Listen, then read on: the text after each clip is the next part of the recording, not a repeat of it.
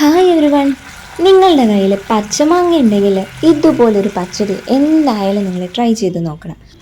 ആദ്യം തന്നെ നമ്മൾ ആ പച്ചമാങ്ങ മുറിച്ചെടുക്കുന്നുണ്ട്. ചെറിയ പീസായിട്ട് മുറിച്ചെടുക്കുക. തൊലി കളഞ്ഞിട്ടെടുത്താലും കുഴപ്പമില്ല.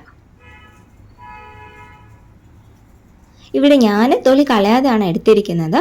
അപ്പോൾ ഇതുപോലെ കട്ട് ചെയ്ത് കൊടുക്കാം.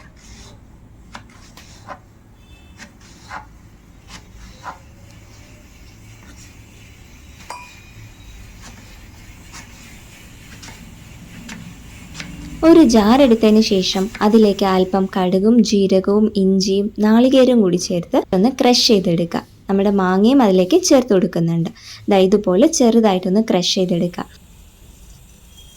ഒരു പാൻ വെച്ച് അതിലേക്ക് അല്പം എണ്ണ ഒഴിച്ചതിന് ശേഷം കടുക് ഇട്ട് കൊടുക്കുക. കടുക് പൊട്ടി വരുന്ന സമയത്ത് വറമുളക് നമ്മൾ ചേർത്ത് കൊടുക്കുന്നുണ്ട്. അല്പം കറിവേപ്പിലയും ആഡ് ചെയ്ത് കൊടുക്കുന്നുണ്ട്. അതിനുശേഷം നമ്മൾ നേരത്തെ ക്രഷ് ചെയ്ത് വെച്ചിരിക്കുന്ന മാങ്ങ ഇതിലേക്ക് ചേർത്ത് കൊടുക്കാം.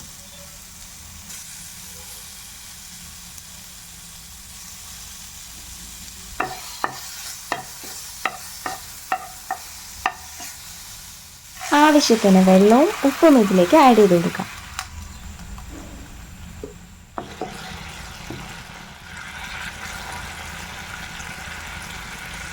ലോ ഫ്ലെയിമിൽ വെച്ചിട്ട് വേണം ഇത് വേവിച്ചെടുക്കാനായിട്ട്.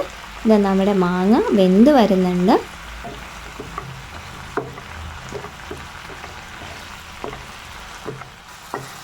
വെള്ളം മുഴുവൻ ഇതുപോലെ വറ്റി വരുന്ന സമയത്ത് അതിലേക്ക് ഒരു 2 ടേബിൾ സ്പൂൺ അളവിൽ ഞാൻ തൈര് ചേർത്ത് കൊടുക്കുന്നുണ്ട്.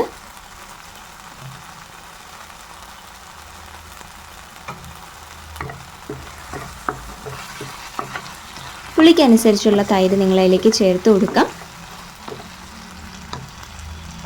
തൈര് ചേർത്ത് കൊടുത്താൽ പിന്നെ അധികം തിളപ്പിക്കരുത്. അപ്പം തന്നെ നമ്മൾ തീ ഓഫ് ചെയ്ത് കൊടുക്കുന്നുണ്ട്. നമ്മുടെ സ്വാദിഷ്ടമായ മാങ്ങാ പച്ചടി റെഡി ആയിട്ടുണ്ട്. മാങ്ങ ഇഷ്ടപ്പെടുന്ന എല്ലാവർക്കും ഇത് ഇഷ്ടമായിരിക്കും. അപ്പം നമ്മുടെ ചാനൽ ലൈക്ക് ചെയ്യുക, സബ്സ്ക്രൈബ് ചെയ്യുക.